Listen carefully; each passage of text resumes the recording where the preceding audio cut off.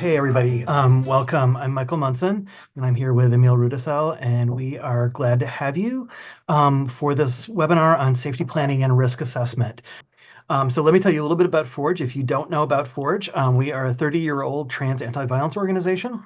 We provide training and technical assistance throughout the country, mostly to victim service providers and allied professionals, so therapists, sometimes law enforcement advocates, all of the folks that might come into contact with folks that have experienced victimization or crime. We do a small amount of services that are directly for trans survivors and loved ones, but that is really the smallest part of our work. A couple of our guiding principles, just to kind of frame a little bit of what and how we do our work, is we have two main guiding principles. One is to be trauma informed, and that is something that I think we always struggle to figure out what that means and what that means in different contexts. We care about being trauma informed, not just with the survivors or the community members that we serve, but also with the providers that we train.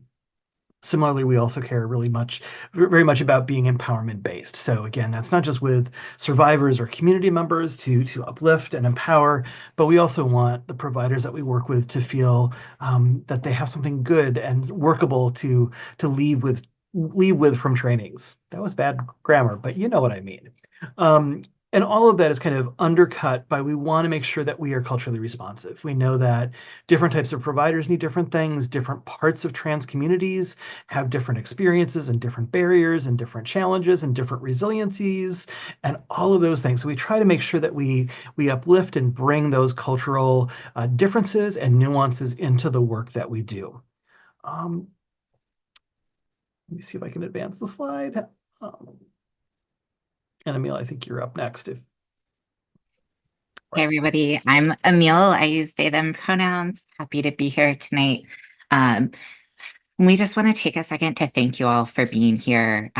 This training tonight is really intended for everyone. We're talking about training and risk assessment, and really coming from the angle of how all of us can use it in our own lives. Though we recognize many of us are also going to be supporting friends and loved ones or folks that we work with in safety planning and risk assessment. We want to welcome any parts of you that you want to share today. We'll use the chat and have activities. Everything's totally optional for what you want to share. And, please protect the privacy of other people if you are sharing, any kind of stories or things like that. I also just want to welcome your body, your mood, your feelings about the world, everything else that is happening right now. There's space for you to be tired, to be excited, to be nervous, to be joyful, all of that in this space. And like Michael said, there are going to be many ways you can participate today. And one of those is just by listening and taking things in. Another is by chatting, sharing, or journaling privately on your own, whatever works for you. I'd like to invite everybody to take a moment to write or draw, or just imagine, if you didn't bring pen and paper, 3 things that you can do to take care of yourself over the next 1.5 hours while we're together. If you want, after you've written those for yourself, you can put them in the chat. So for example, one of mine is that I have water. So I'm going to stay hydrated. I also like to take pauses and breaths and make sure I'm slowing down. Michael, while people are thinking of theirs, do you have any that you want to share? Even just one? I was busy spotlighting us, so I was not listening. I'm sorry. Great. Well, you were taking care of other people. So folks, we've spotlit interpreters now, so everybody should be seeing interpreters. If you're not, let us know in the chat.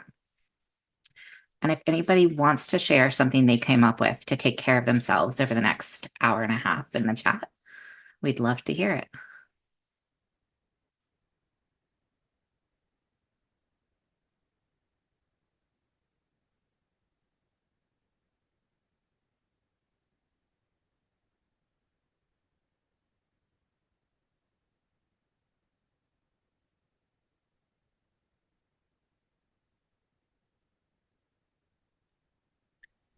one of the things that Emil mentioned in the beginning is, we welcome all of you here and we welcome your quietness in the chat as well. So thank you all for doing what you need to do, whether it's, wanting to engage in chat later or not, all of it is really, really good. So thank you. That's always what gets the chat going. We've got listen to music and eat dinner. Love it. Drink water, stretch or move when needed. Yes, please. We do have a short break worked into here, but move around as you want and need, lie on the floor, etc. Great. Well, I hope you keep those in mind if the conversations do feel tough for you, that there are lots of ways you can take care of yourself and that we can take care of each other. We're going to share these links in the chat, but if while we're talking about stuff, things come up and you feel like you want to talk to somebody right now, there are several options for support, crisis support, including Thrive Lifeline, Trans Lifeline. And then this blog post that we'll share the link to has a list of crisis support lines that do not engage with the police or non-consensual emergency intervention. So for folks with whom that's a concern, you can check out that longer list at the bottom of that blog post.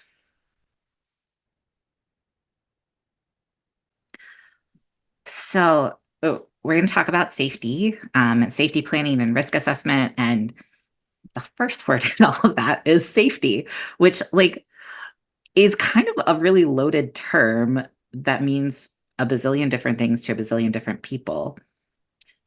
So we would love to hear from anyone who wants to share in the chat, what does safety mean to you and what comes up around safety in trans and non-binary communities.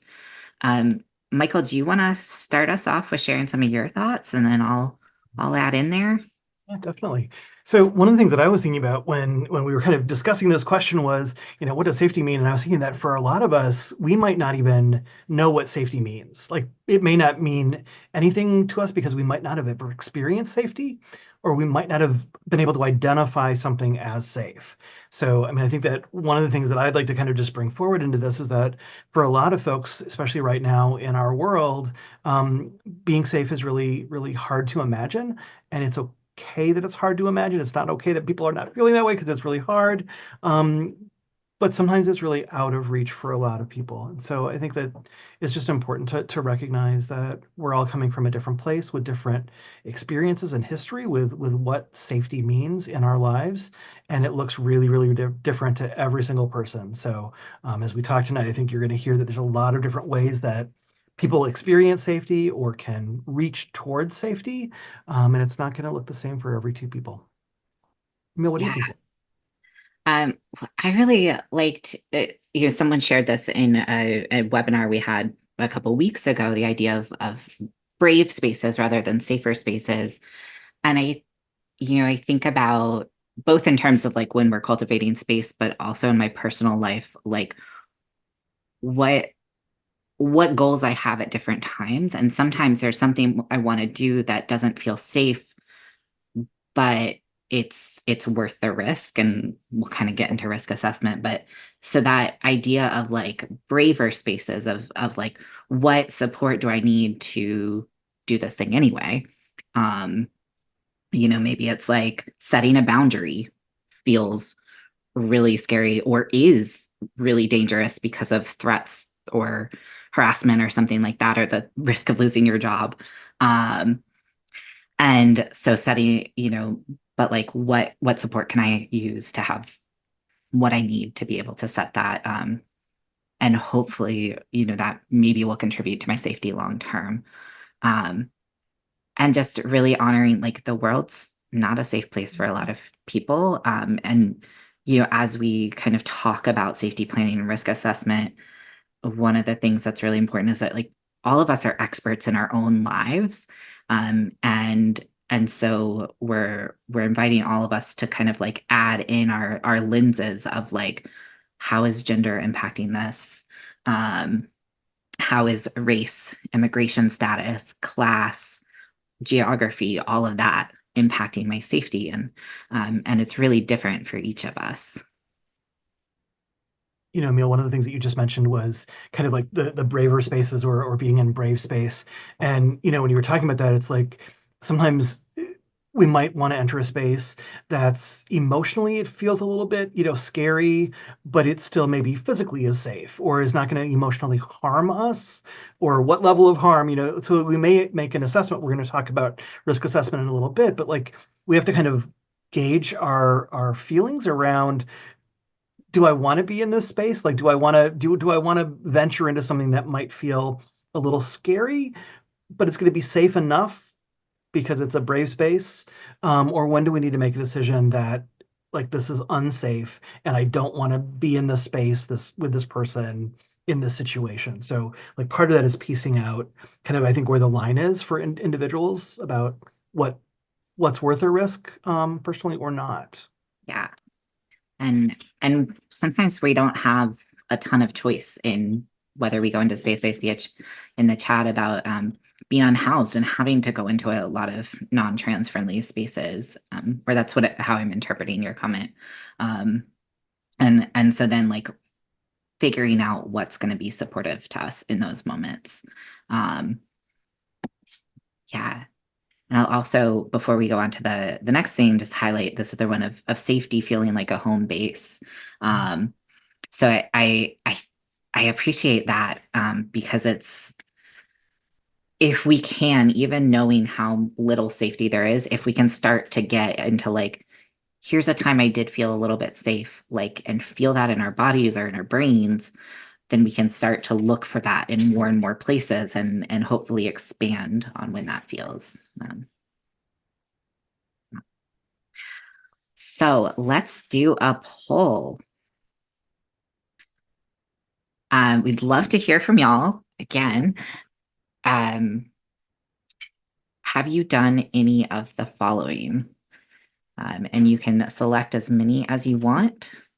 Told someone else where you would be, shared your location with a trusted person, participated in a fire drill, or asked someone else to take a COVID test before hanging out.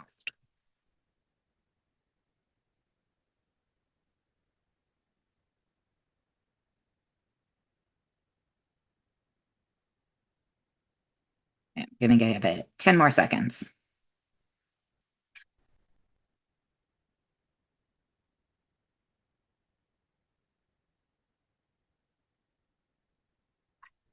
Congratulations, y'all. Y'all have done safety planning. Safety planning as like a phrase I learned in the domestic violence movement. And it can feel like this huge, big process, but we do a lot of it every day. So telling someone else where you're going to be or sharing your location might be a safety plan. A fire drill is a safety plan, right? How am I going to get out of this building if there's a fire? Uh, and then COVID safety is also part of our safety. Um, so asking someone else to take a test could be part of our the way, sorry, the ways we protect ourselves. So those skills that you've already used, and these are things we hope to, keep building on today. I'm just making sure I'm not stealing Michael's slides. Okay, great. Um, so overall, like, stop it. There's a dog who's like having a party over there. Um, so a safety plan, it can be really anything, any kind of plan and steps that we have in place. And most of the time we think about it when it's like a dangerous or risky or unsafe situation, or the potential for escalating violence. We will talk later about intimate partner violence specifically, because that's a really important time to do safety planning. But it can be all sorts of different things that we do, to prepare ahead of time to make our lives easier and make it easier to respond if there is a crisis. Um, they're going to change. So the unfortunate thing about safety planning is you can't just do it once and like you're good for life. Um, they change sometimes throughout the course of a day as the situation changes, or maybe over weeks or months based on the risks that you face and the needs that you have and your tolerance for those risks. Um, really, if you're ever working with somebody who's helping you or supporting you to develop a safety plan, the safety plan should be stuff that you're going to do. Um, so and hopefully advocates and things like that will collaborate with you. And we'll kind of look at these four pieces. So risk, options, plan, and prepare as our framework um, for talking about safety plans. So first on that is risk. And we want to think about like doing a risk assessment is like a big fancy word. But it really means just like getting a sense of what's the potential danger, what's the potential harm in the situation. And each situation is going to vary for risk. So we kind of tried to generalize some of these of like what could increase your risk. The first thing is location. Where are you? Where is whatever it is that we're planning for going to happen? Who are the other people that are around? Are the other people dangers? So sometimes it's being around other people um, is good because there's more people around to help keep you safe, but sometimes the other people are the people who could be the ones who cause some sort of harm. What what level of access to weapons or objects that can cause harm are there in this area that can increase risk if there's physical violence? And what are the escape routes for the location? Lack of the fewer escape routes, the higher the risk, just because it's harder to get out of the situation and leave. The presence of weapons increases the risk of physical violence, and that physical violence will cause a lot of harm, especially if they're immediately accessible or easily accessed. And this includes objects that can be used as weapons. So if you're assessing kind of physical safety and danger from other people causing harm, or thinking about, that you feel you might cause harm to yourself, thinking about what can be used as weapons and how easy they are to access can be part of the risk assessment. Sorry, y'all. I know this is fast. We'll get kind of activities to get more in depth on some of that. Some other things that increase risk are the state of mind of the person causing harm, assuming the risk is coming from like another person or people's actions. So the intoxication of the harm doer, using drugs and alcohol does not cause people to be violent. That's not like the root of the problem. But what we see is that there's a correlation when folks are more intoxicated, there may be more risk of physical violence, especially. Um, so that's just something to be aware of. And then when people are stressed and when there's like heightened tension and anger around or in the harm doers are experiencing that also can escalate the risk of physical violence. And we've seen that both in kind of research around intimate partner violence, but also in violence from acquaintances, like kind of any interpersonal physical violence. And then the other thing that is repeated harm. People who've hurt you before may be more likely to both do it again and also to escalate that violence over time, whether that's partners, family members, etc. It's not 100% of the time. That's not always what's going to happen, but it's a pattern that we often see. So if you're thinking about risk, thinking about has this person done something before is part of that. Wow. That was like a lot, but also very fast. And I know that there's so much more that goes into risk assessment. Part of what can be so hard about assessing risk is that trauma impacts our relationship to how we understand safety and risk. And we'd love, again, anytime you see this kind of setup, we want to hear from you in the chat. But Michael, let's talk about how trauma can impact our relationship to risk. And we can make the little wave things to help people like know that this is the time to like add more comments. There's always time to add more comments. Emil, do you want to start on this question or you want me to start? You start. I'll start on the next one. Okay. Um, So, when I was thinking about this, I was thinking that, I don't want to get too nerdy or too like, into medical things, but trauma can really change our brains and how our brains function. So if we're exposed to trauma early in life, like a lot of trans people are, it can literally change how our brains work, think, function, what our normal responses are to things, that might be really different from people that haven't experienced trauma. So I'm not going to go into the neuroscience other than our brains can change as a result of trauma, whether we're kids or an adult or all throughout our lifespan. And so some of that might be like what we're conditioned to respond in a situation. We might be somebody that, we could do the fight, flight, or freeze kind of responses. We might appease. We might bring those qualities of our ways of coping into our current relationships, whether it's intimate relationships or friendships or coworkers or anybody. So I think that when we need to pay attention to like what did we experience earlier in our life, and that sometimes is brought forward.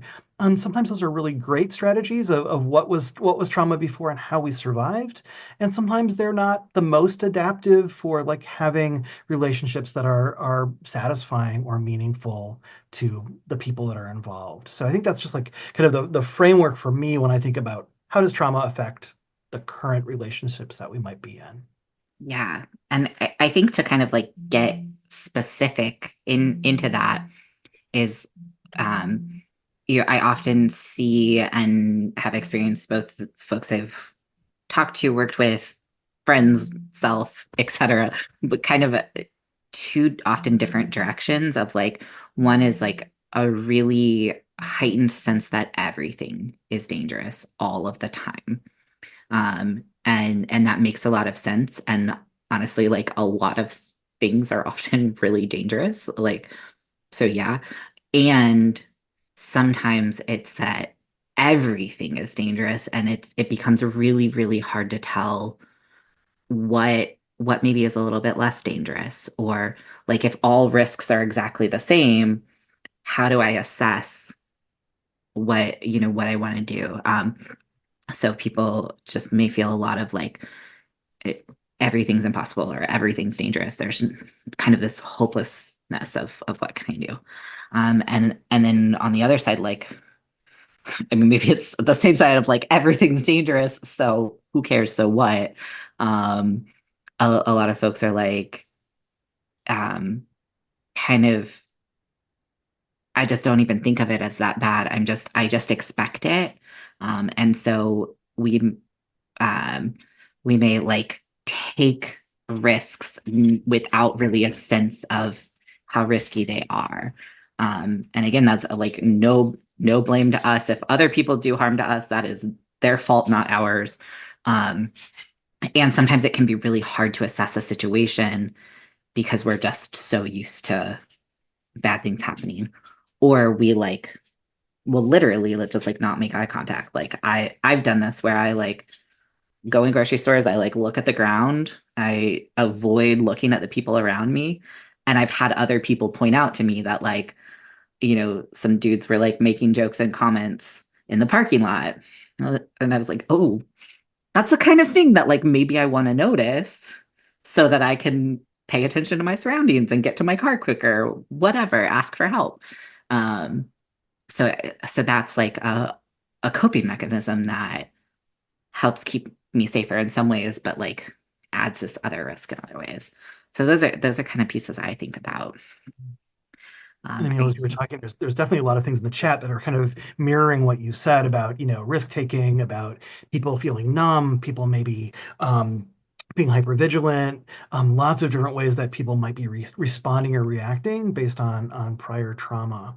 Um, so I'm seeing some things about like withdrawal and isolation. Um, and Emil, I know you can read faster than I can. Well, I want to point, somebody mentioned you can be simultaneously hypervigilant and numb. So yeah, so I kind of was like this or this, but sometimes you're both at once. And that can be both really confusing internally as well as other people may be confused by that. And I think we're going to address a little bit more of this later, but when we think about kind of like what what do we bring into a relationship? What does trauma, the person that has experienced trauma, bring into a relationship? Sometimes the other person that we're in relationship with doesn't know what our trauma history is, doesn't know what our responses are. Sometimes we don't know what our responses are when we're interacting with somebody. So it can create some interesting relational dynamics when people don't quite understand where the other one is coming from, and one has is bringing some trauma about like, I'm going to go take risks, and the other person is like, I don't understand why you're behaving that way, and that may seem like out of character if somebody is activated by trauma, and then the person sometimes is isolated or wanting to withdraw other times. So it's like it may be really confusing in relationships if that isn't articulated, or if people are not able to kind of share with somebody else what's going on. And a lot of times it's hard to share because we might not even know ourselves what's happening, let alone be able to articulate it to our person that we're in relationships with. All You know, if you have right. more to add? No, I think that's a good segue into you taking it to like, so what do we do about that? Do about that.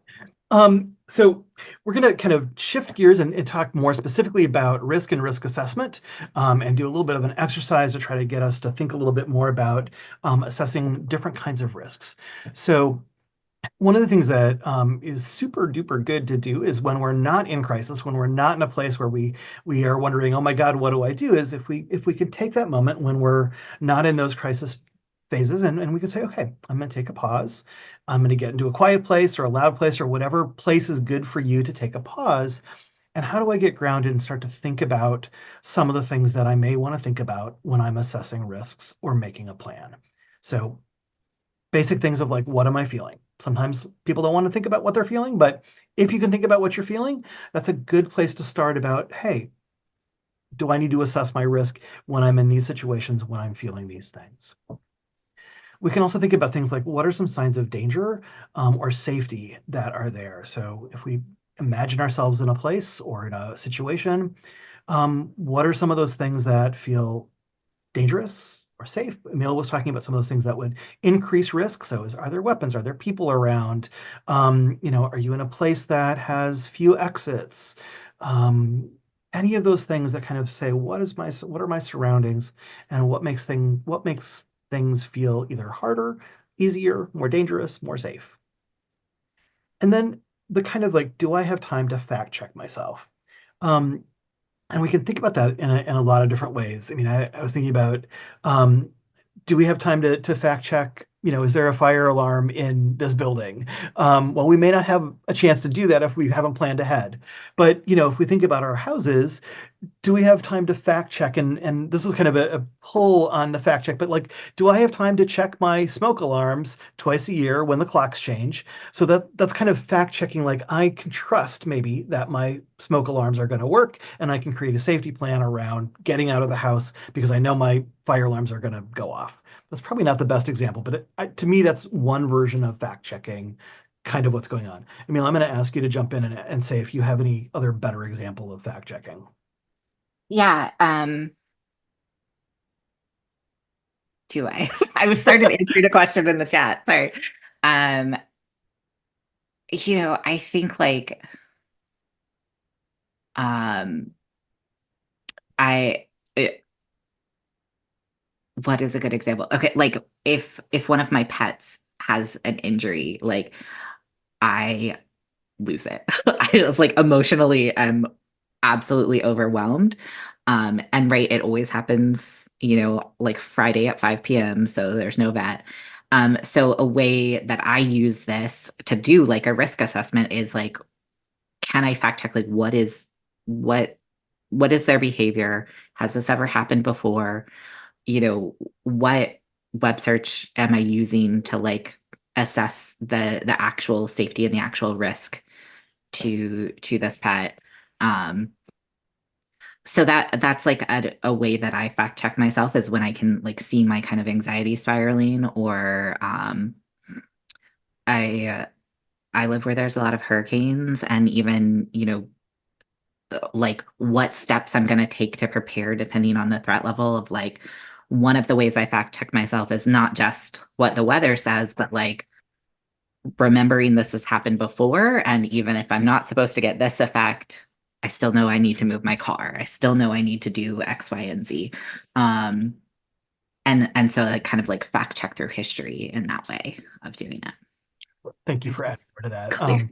This is really situational specific, and like some of the people are asking in the chat, it's like, what kind of risk are we talking about? And there's going to be a lot of different. There's not going to be a whole lot of fact checking if you're out in public and there's an immediate harm. I mean, you're not going to be able to fact check. You're going to be reacting and responding in a very different way than if you're kind of planning ahead about what might happen. So really different kinds of things. And let me try to advance the slide. So we're going to do a little bit of an exercise. Let me kind of spell out a couple of examples, and then I'd love to hear some of your thoughts about kind of the third example. So these are a couple of different examples that are kind of different, maybe a different emotional tone for each of them. So let's say the activity is going on a date with a stranger. We could say, okay, well, here's the situation. I'm going to go on this date with a stranger. What am I concerned might happen? So the concern could be, I'm afraid that violence might happen. I'm afraid that, something bad is going to happen if I go on a date. We can then think about, how much would that affect me? Is it a small risk? Is it a big risk? So it could be a really big risk if something happened that was really undesirable on a date with a stranger. We can then think about things like, well, what might increase the risk? So like Emil mentioned before, things like alcohol and drugs can really change the risk ratio or the risk factors. Not that alcohol or drugs cause violence at all, but people are a little bit less inhibited and may act in more erratic ways if they're drunk or high. Another risk could be, are we on a date alone or in somebody's house versus out in public? So when we look at the kind of like the what decreases the risk, being in a public space might decrease the risk of violence happening or something the unwanted happening. If we share where we're going with our best friend or with our roommate or anybody, that's going to help reduce the risk a little bit because somebody else is going to know where we are. We can check in with them. We can make a call in point and say at 8 o'clock at night, I'm going to call in. And if you don't hear from me, please come in and find me and check out where I am. So that's just like one example of how we can kind of say, okay, here's what the situation is. Here's the risk. How does this spell out in terms of what might increase or decrease that risk? And how do I feel about it? So if we look at another example on the slide is going to the grocery store. So Emil just gave a great example of going to the grocery store, and I'll try to not pull on that of like, I'm going to look down, but what if we're worried that people might be giving us some dirty looks or harassing us when we go to the grocery store? And that's really common for a lot of people when you're in public, that people are rude and do insensitive things. So how much is that going to affect the person going to the grocery store? Well, it might be, not a lot, not a little, but, kind of the middle of the road. What are some of the things that might increase that? What might increase it? It could be good both ways with crowds. So like either more people in the store, it could be feel like it's increasing the risk, or less people in the store, it could feel like it's increasing the risk. It could be about like, hey, I like to go to this one store because I'm really familiar with it. I know the people that check me out. I have, people that I know that go to this store. So I feel safer here, but I feel really uncomfortable or really at risk when I go to this big box store that I'm not familiar with, or it just feels like there's a lot more people that are strangers and I don't know. So that could increase the risk. So, what could decrease the risk going to the grocery store is to go with others. I mean, have others be around, have others that you're connected with, asking somebody to come with you, maybe asking for help in the grocery store if something is starting to happen, if people feel unsafe. So there's some ways that we can, start to mitigate those risks in situations that are more kind of dangerous, like being on a date with a stranger or going to the grocery store. So we'd like to kind of ask you all to participate in the example number 3. So let's say you are going to go to a protest. It can be a protest about anything, about Palestine, about abortion, about trans stuff, anything. You're going to go to a protest. What might you be concerned about that would happen? If folks can share in the chat, that would be super. So violence, harm, or threats. Yep. What else might people be concerned about? Arrest. Yeah, being arrested. Yeah.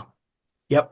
Yep. A lot of people are concerned about being arrested. Yeah. Physical injury, facial recognition. That's a really interesting point, right? Facial recognition software or apps, police violence, state violence. Yeah. Okay. So that y'all are great thinking at this. So, violence, especially for police, authorities, surveillance. Yeah. So, um, I think the next question is going to be fairly consistent with what people are saying. And so, how much would that affect you? So, if some of those things are happening in that situation, how much would that affect you? So, if you were arrested, had contact with law enforcement, had physical injury, a lot. Yeah. Yeah.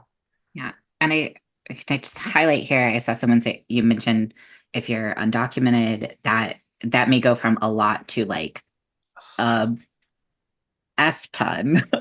Right. Um, Yes. and there are those of us who maybe are like, actually, I'm in a good place to face arrest right now, and that feels important to me. So maybe it's not quite as much.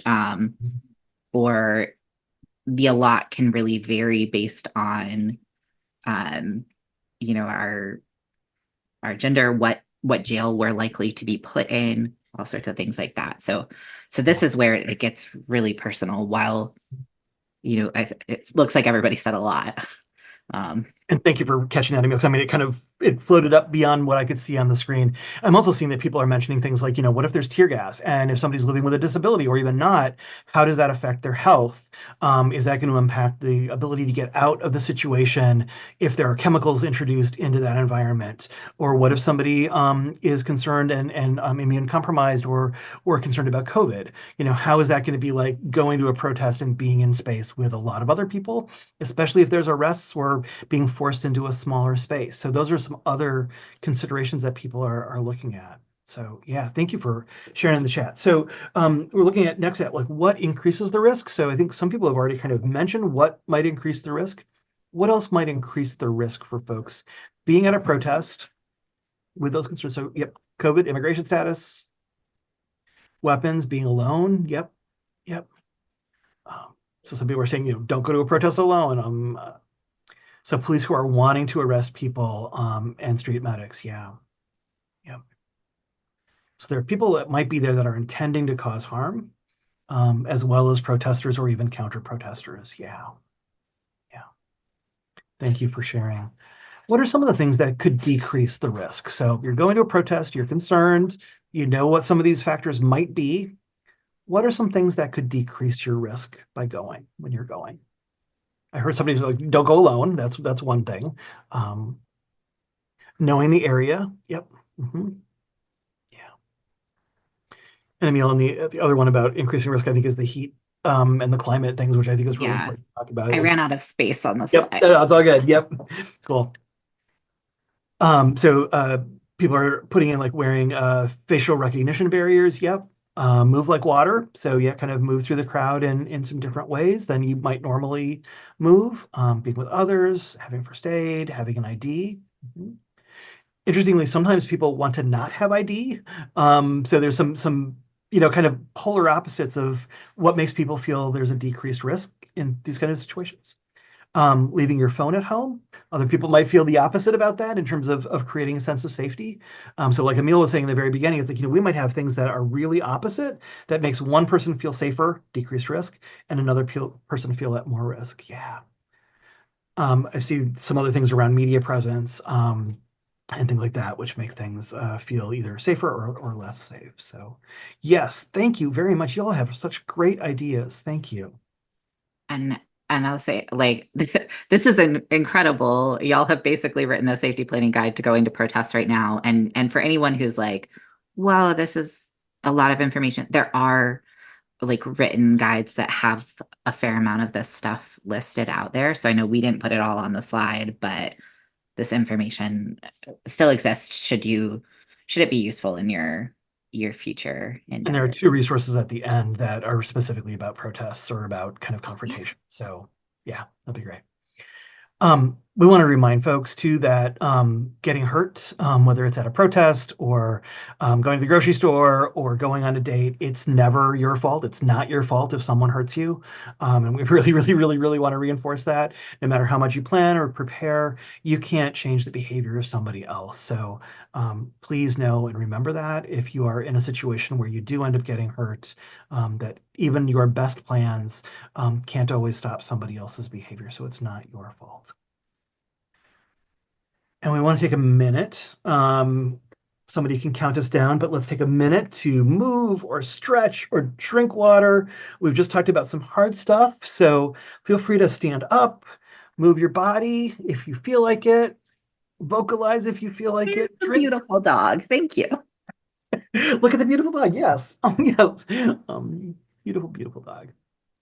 Did you hear that? They called you beautiful. She's wagging her tail now.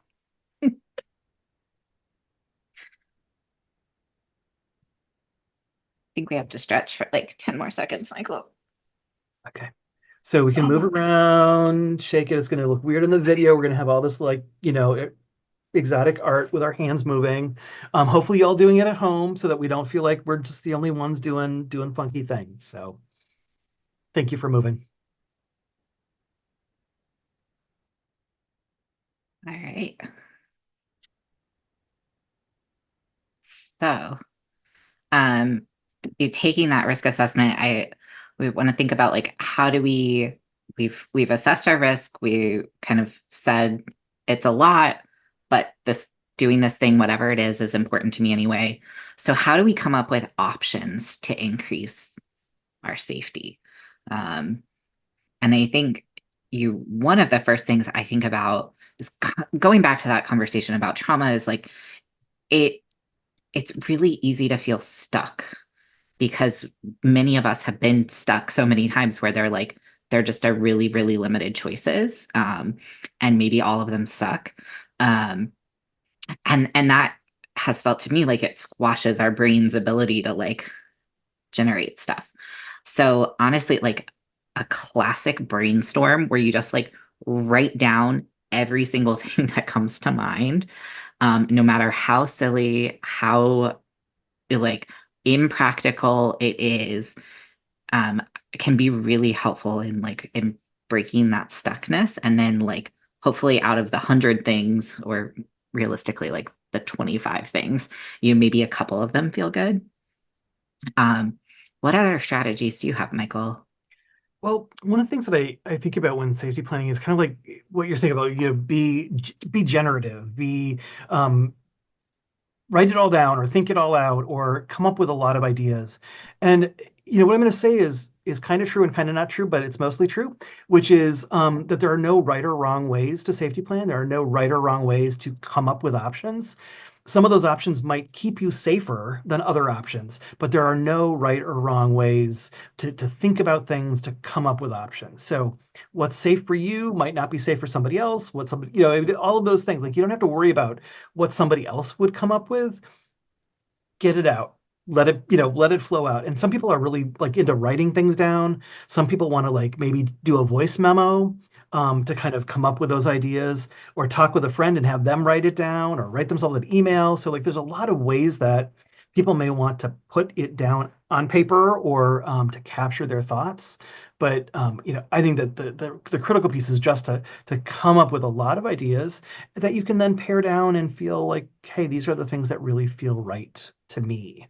And they have to feel right to you, not anybody else, because this is about you and your safety plan, not somebody else's safety plan, which would look different. Yeah. And I'll just add in there before we go on, like what a lot of folks referenced with the protest activity is also like get to know the area ahead of time. So research, whether it's like what's the actual area, what can I know about my surroundings, what do I know about the police in this area or the protest? Um, is there like a legal hotline? All of that. So just researching ahead of time can be really helpful in coming up with options. And that made me think about something else, because we were just talking about protests. Kind of what we said before about kind of like it's your safety plan. Sometimes if you are going to do like a protest and you're going to go with people, you may want to make a joint safety plan about like, hey, let's meet up at this fire hydrant at 2 o'clock in the afternoon, and we're all going to check in with each other. So in those cases, when you're doing something that you're planning for the safety of a group, you'll obviously need to come up with some mutually agreed upon plans, but hopefully that can be everybody contributing to that plan, and everybody feels reasonably good, if not super good, about what is decided. So there are some exceptions to like the individual plan versus a collective plan. So let's practice coming up with some options. And here we'll do, brainstorms, no wrong answers. Would really love to hear your thoughts. So Tony works at a bar, and the staff parking area is poorly lit. Tony frequently has to close and is often the last one to leave. So the neighborhood is considered LGBTQ friendly area, but recently a lot of pride flags and other queer symbols have been defaced. Um, so that gives us a little bit of our risk assessment, right? Some of the, some of the things that we know about the area: poorly lit, generally LGBTQ friendly, but there's been some harassment. So what are some options for Tony to get home safely?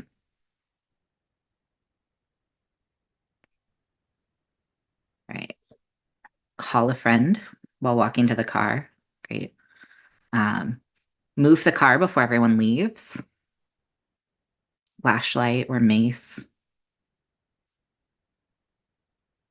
So, headlamp. Yeah. That's nice if it's something that works for you because it keeps your hands free. Right. Sharing locations. So friends know their whereabouts. Yeah. That could include things like I'm going to text you once I've, driven away from the parking lot so that, we know we've got love this. Talk to management. Yeah. Sometimes we need like structural change to help make us safer. And that's part of our safety plan is like get better lighting. It doesn't just have to be on Tony to do this. And in the meantime, there are things Tony can do. Recording while walking. Yeah. Open carry. And I think when we're safety planning, if you're thinking about carrying mace or another kind of weapon or gun, is like really being trained in them and being competent. Because if you don't feel able to use that and you don't know what you're doing, it's more likely to be used against you. So that may be part of your safety planning if that's something that you feel is important to you in terms of self-defense is just really getting that training. Talk to the manager. Awesome. Great. Asking not to close alone, talking to the manager. So these are looking at structural issues. Exactly. And um, those are all great ideas. And then Tony's going to have to decide what of these works. And it might be, try one out for a few weeks and then realize like, oh, I can't do that. I need to do this other thing. If I use the flashlight on my phone, I can't find my keys. So that goes into kind of what we'll talk about next of like practice something, see if it works for you and be willing to change it. Anything else you want to add in this activity, Michael? Nope. Good. Right. Um, so kind of the considerations that we want to have when we're putting together a safety planner that I want to have and may work for you to keep it really empowering is again, what's the potential harm? So that's what we started with like risks. What are the dangers in this thing? And then what steps are involved in like what I need to do? So if we look at Tony's situation, the potential harms, um, I'm guessing from people's responses that a lot of the potential harms are like physical violence, harassment, other people being around and doing something that's violent. And probably, either people in the neighborhood or people we don't know. But we didn't discuss what if, Tony has an ex-partner who has been following them. That's going to add another level of potential harm. Um, so understanding those is our first steps. And then what stuff do I need to do? So Tony in that situation wants to get home after work, right? So that includes transportation, location, who's around, what's the routine. And then you're honestly like kind of putting together a puzzle of like how does that match with what the harms are? Um, if if it's a situation where I'm worried about somebody following me, then my routine matters more because I don't want them to know how to get to my house from work. Um, or, they're more likely to know where I park my car, so I may want to change my routine. If I'm more worried about, as somebody mentioned, street dogs or snakes or like, just like a random drunk person saying something obnoxious, um, then things like lighting, location, other people maybe are going to make a bigger difference. Um, and then once we've kind of identified like what are these component parts of what I'm doing, how can they be adjusted to increase safety? So for Tony, we came up with a lot of those different strategies. Um, but like thinking about the protest, if we still want to go to that protest despite all of those risks, the components that might be adjusted might be who we go with, when we leave. So knowing that we can keep an eye out for escalated risk and leave at a certain time, how we might change how we get there, how we get home, what we take with us, all of those pieces of our life can be things that we're able to take some charge over. And unfortunately, I don't have a good acronym um, to help remember safety planning. Um, so if anybody can think of one, somebody asked that in the chat. If anybody thinks of one, feel free to share it. But I think really just kind of being able to think about where might danger come from and then what can I do about it are the two pieces. We just made it into more than that. So we've done risk, we've done options. Now we're in the plan piece.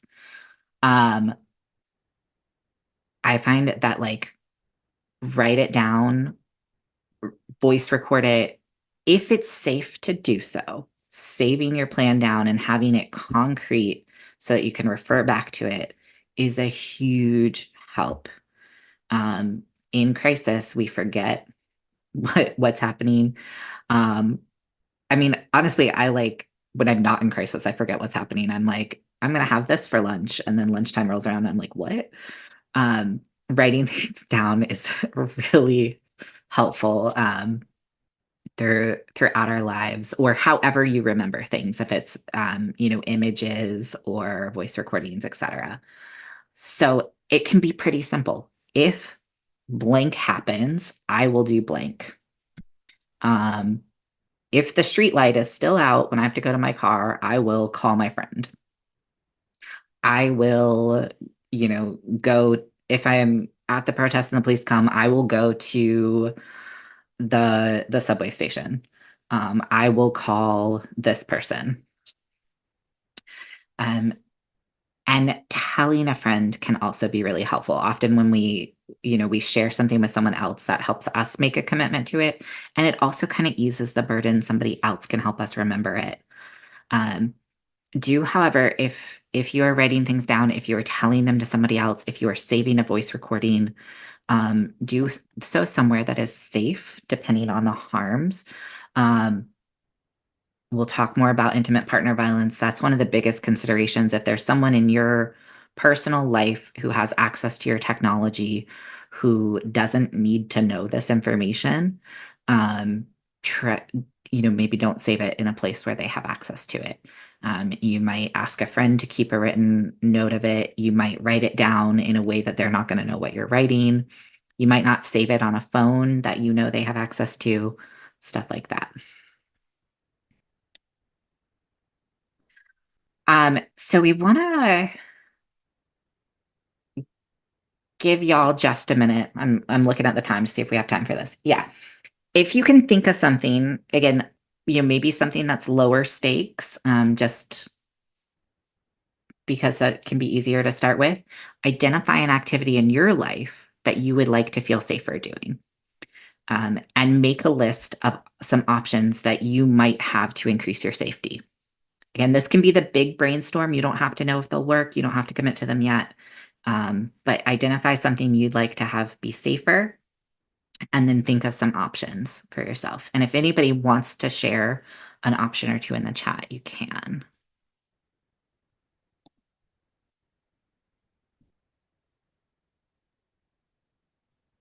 I'm trying to think if I have an example here. Michael, do you have an example while people are thinking? Um, Well, I think about this is something that I do, so that I've thought about it already, and I've implemented. So when I take my dog out at night, I don't see very well, and I feel like I want to be able to see what's going on. So I have flashlights at every point of exit in my house where there's a dog leash. So when I go out with my dog, I grab a flashlight. I always make sure that I have my phone in case if I fall down or in case if I, something I need to call and talk to somebody. But that makes me feel safer. It increases my safety when I take my dog out when it's after, well, 6 o'clock in the Midwest, in the winter. So that doesn't have a lot of components to it, but it's got flashlight. The flashlights are by the doors. I take my phone out with me. I make sure that I have shoes on, and don't go out barefoot, because that for me is safer to walk around. Um, so that's a really simple example of increasing safety. Emil, do you have something? Did that prompt anything for you about? Yeah, I mean, I think for me, I'm still taking a lot of COVID precautions, and so doing things like spending time with groups of friends is something that I would like to do and hope to feel safer for. Um, this is cheating because I already have some options in mind, but like I test beforehand. I ask people to test. I try to have things out, like I offer outdoor things instead of indoors, so that those options make me feel safer. And then, just depending on the information I get back from people, I ask them for like their risks and before I make a decision. I'm not seeing anything in every single time you say you don't see something in the chat, it's when it shows up. So thank you all. Um, Yeah. So this is adding on to Michael's example that it's easier to add on to something that you're not doing.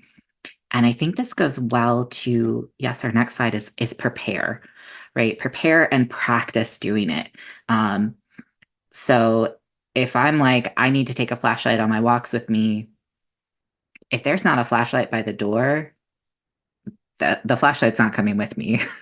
I know that for my brain. I think a lot of us know that for our brains. So practicing it, I have realized, I've tried putting things by my door and that doesn't work. So I will change up the locations until I can figure out where's the location that like that I will remember to take this with me. Um, Other types of safety plans often involve, whether we're thinking about like fleeing natural disasters or fire drills or the potential of needing to get out of your house quickly due to violence of some kind, often involve, having a go bag or something like that. So gathering those supplies ahead of time is really critical, and keeping them somewhere safe. If the danger is in your house, you want to have a way that having a go bag isn't going to increase your danger. Um, in Florida, we often are like, everyone who lives in the house has a hurricane bag. And that way it doesn't look, it doesn't raise any alarm bells if somebody is abusive or controlling, that one person has a go bag and nobody else does. Um, Medical kits for protests, things like that, the flashlight are all things you might gather ahead of time. And then practice it. Practice exiting your house. Practice, um, you know, like maybe you go to the protest route ahead of time. Practice getting in your car or unlocking your bicycle while you have your flashlight on. Is it even possible? And then tell others what you're doing, and but both that gives you moral support, but it also can bring people in who can help you. And sometimes those other people are part of the plan of like, I'm going to call you or I'm going to text you or, if you have emergency alerts set up, things like that. Yes, and safety planning. This is something that it's not just for us as adults, it's also for pets, it's for kids. Um, so we can include them absolutely in our plans and any preparations that we have. Um, so in terms of support, you want to really think about who can help, who is supportive in my life, who can I talk to about this? Maybe that's somebody who's a professional, an advocate of some kind, or even, somebody who knows a lot about this set of risks. And support can also be friends and family and community members, the people in our lives. It might be neighbors, even if I don't like my neighbors, like I may still want them to know about a certain thing. It can be useful to think through who should know and what should they know, though. Again, if it's a safety plan that needs to be kept private and secret from certain other people, we have to put a lot of thought into like who can I tell. Sometimes that means not telling our kids what the safety plan is because other adults may be really good at getting that information from kids. Maybe it's just telling my neighbor, uh, you know, hey, can you come pound on the door if you hear this? Or if I come pound on your door, is that okay? So they're part of the safety plan, but they don't need to know like all the dynamics because they're not necessarily going to be, an emotional support. And that stuff to think through, and that stuff, depending on the situation, that other people can also help you think through. So you're not alone in having to make these decisions. But it is important to consider like what information do I want to have where. Let's keep this discussion quick, Michael, but do you have any additional tips of things you found helpful in terms of support? I for me, it's a lot of times about like knowing who to call, who to reach out to, because I'll forget that if I'm in the middle of a crisis. And I think a lot of us kind of like, oh my God, where do I do it? So I mean, things like using our cell phones to like star people or put them on the top of our list, or however you do that with cell phones. I know I've got my own way, but so sometimes those are really helpful. Or having like notes of who it is in your car or in your book bag or wherever it is. Again, if that's safe to have those people's names and contact information on your person or in those spaces. What about you, Emil? Um, well, I cheated because I wrote a blog about asking for help, and we'll drop the link to that for y'all. Um, so all of those things are helpful, but safety planning in particular, one thing that I've done is I'll like share articles or resources with somebody, and I'll be like, "Oh, I saw this thing. It looks cool." And then I'll be like, "Hey, do you want to do this together?" So sometimes like pod mapping or things like that, it's like, "Oh, here's the thing," and that like tests the waters of how understanding will they be, and then I can engage in like actually let's make a plan together. And please, y'all, I know we're um getting short on time. We are gonna give you, I think let's do the full 5 minute break because your body needs it. Um, so we'll be back at 15 after. Please move, breathe, hydrate, whatever you need. Um, I'll play this nice song in the background.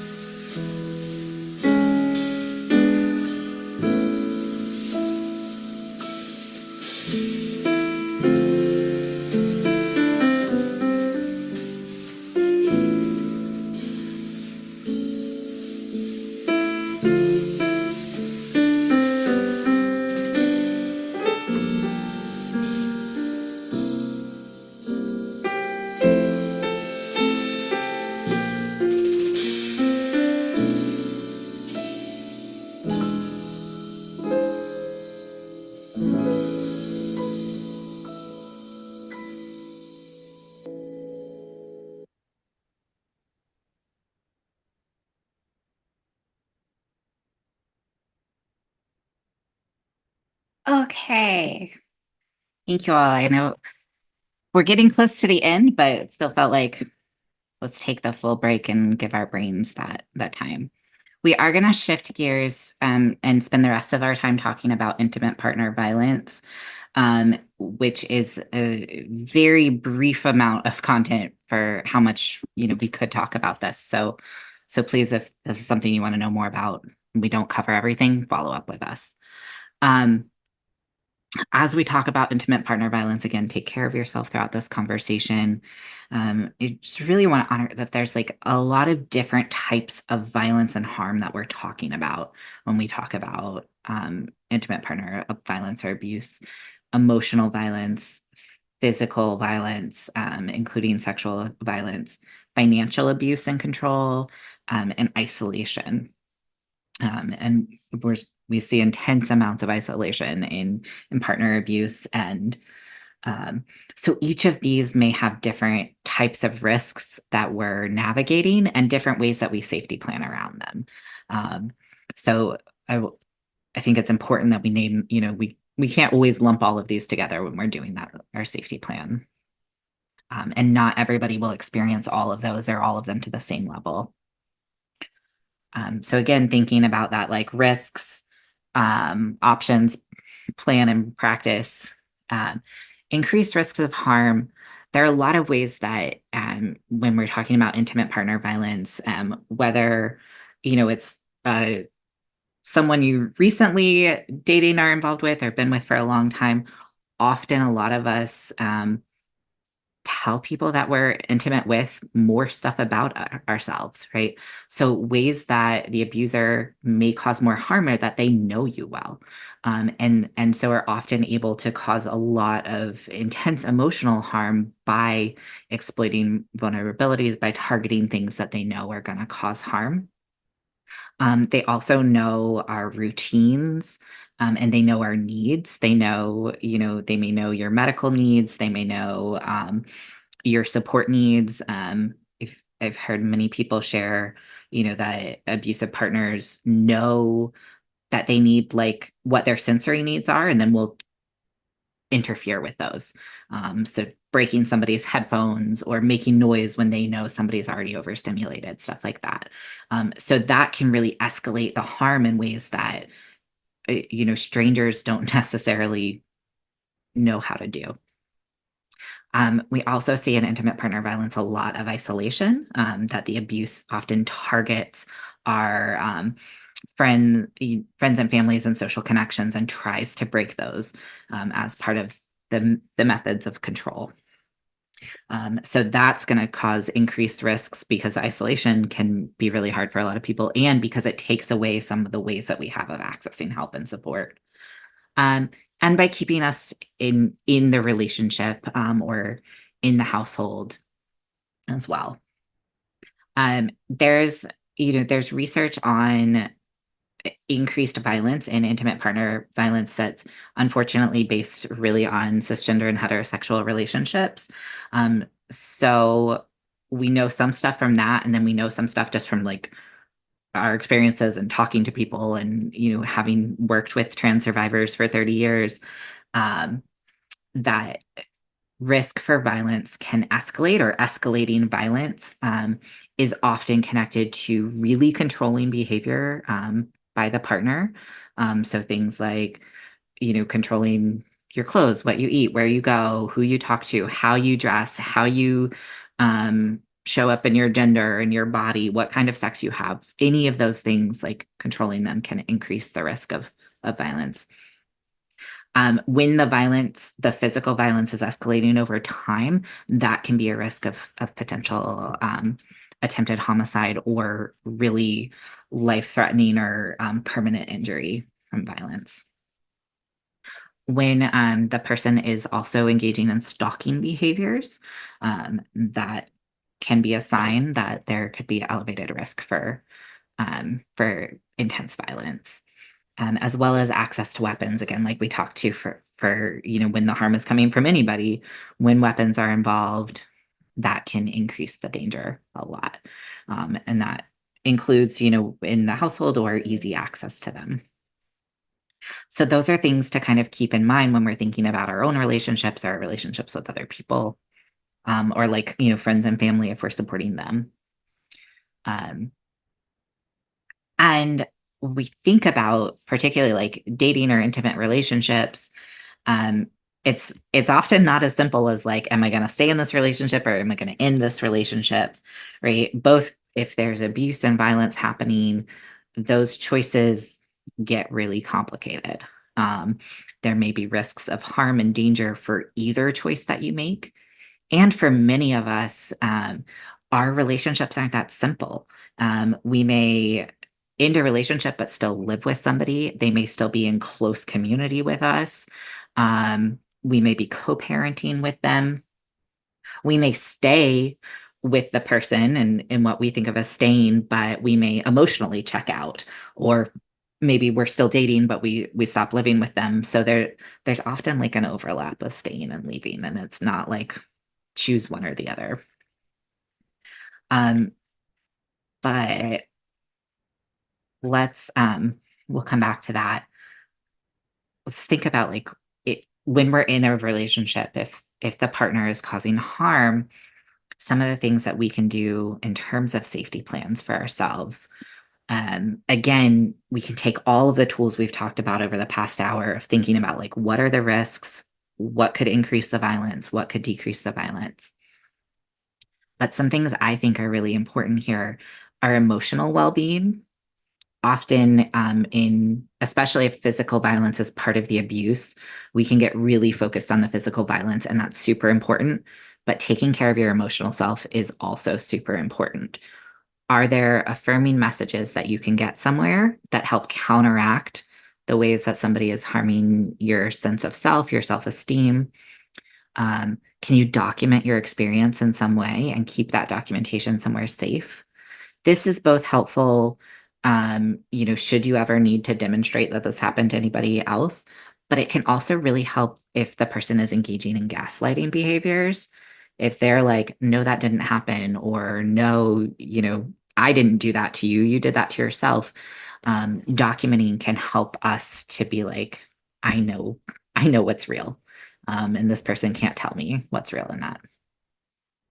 And then finding ways to stay connected. Again, can we, despite the other person's control, are there ways that we can still connect with friends, family, colleagues, other people to help chip away at some of that isolation? In terms of our physical well-being and safety, while in a harmful or abusive relationship, finding ways to continue to meet our basic needs is so important. It's really hard to do anything when we, are dehydrated, when we haven't eaten, when we're not breathing, or sleeping. And a lot of those are things that like abusive partners may interfere with. So getting creative about like, can I make sure that I drink water today? Can I make sure I took a shower? May feel small, but it can really, really help in our capacity to make decisions and take care of ourselves. We can also make plans to navigate the violence. So again, people experiencing violence are often the experts of what's happening and know the risks. Um, and so sometimes you may be able to do things like uh, try to shift where physical violence might happen so that it happens in a room with less access to weapons, or so that, and I'm going to give some examples, so if you don't want to hear them, cover your ears, but like so that if somebody pushes you, they push you onto a couch instead of onto a hard counter or a table that could cause a big injury. So those are some things that may reduce our risk, um, and could be part of our safety plan, as well as like exits, things like that, not wearing scarves, just depending on what the level of violence is. And then maintaining access to care. Again, this could be access to medical care, staying connected to friends and family. How can we keep, our needs getting met? This might be, you know, saving all of your contacts somewhere that they don't have. It might mean making copies of important documents so that they can't be destroyed, changing passwords on your phone, or creating a second email address that is the one you book appointments with so that the abuser doesn't know. All of those things can kind of help you know um, keep you a little bit safer. If you are ending in a relationship where the other person is abusive and controlling, um, often what we see in intimate partner violence is that's when physical violence will really escalate, and so it can be dangerous. So trying um, to keep plans private or safe from the abuser. What we see often is that if an abusive partner knows that the other person's seeking help, they may be more likely to escalate any kind of independence. So this is a time when you might not want to write down the safety plan like we've been talking about because you don't want them to find it. Um, you might want to delete your call record or your text history or your email search, your web search history, things like that. Think about what you need to take, where you're going to go, when you're going to go, and alternative plans too. So if this doesn't work, what can I do? Sometimes those things are like, I know this person always leaves the house at this time of day, so that I can do that. Or I'm going to work up to it. I'm going to start. I haven't been leaving the house at all, but I'm going to make an excuse to start leaving the house once a week so that then in 6 months, I can use one of those times as my time to get out. Um, that's that is a lot of information in a very short time. Um, Michael, are there things you want to add while I check my brain and see what I want to add? I think we're good. And I know that we've only got like 4 minutes left. And yeah, Great. Yeah. And again, I think what I want to add is just like it's not your fault, right? Safety planning, even the best made safety plan, sometimes the violence or the harm still happens. And if that's the case, this is not your fault. Um, so remember that, and reaching out for help. There's folks who can help you. We're going to share some resources now. These two links are more protest and taking action related. So up to the conversation we had earlier. And then Forge has a safety planning tool. So that's something that you can use in your own life or with loved ones, trusted other people. And Esperanza United just released a safety planning for LGBTQ plus Latina communities. So that's also got some stuff, particularly includes like cultural considerations, immigration status. Both good to reach out to. You can and the organizations we linked at the beginning too are there for crisis support. And if folks have questions, now's a great time to put them in the chat because I'm just going to share, this is me and Michael. Please be in touch with us. And here are our websites. The transsurvivors.com is specifically a blog for trans survivors. So we've got tons of articles and stuff that folks have written that are intended for trans folks. And connect with us on the socials. We share information and resources and tips there. And thank you all for being here. Awesome. And I'm seeing more folks sharing resources in the chat, a bilingual resource for survivors. Great. And Forge, our website, we have way more stuff about intimate partner and sexual violence too, because I know I just gave you the the fast version. And as we're wrapping up, we will send out a follow-up email that has these resources in them, so you don't have to save your chat or find them. We will send them to you so that you have them nice and handy. Thank you all so much for being here, for engaging in the chat, for engaging internally, and just being with us. Please stay in touch with us, join us for future stuff, reach out by email, and take good care of yourselves. Drink some water, look at a cute cat, whatever whatever you need to do. Thank you, everybody, for being here. Thank you, Emil, for doing all the work tonight, and to our interpreters, both Spanish and ASL, for making things more accessible. So thank you very much for doing that. Take care and have a good night, everyone.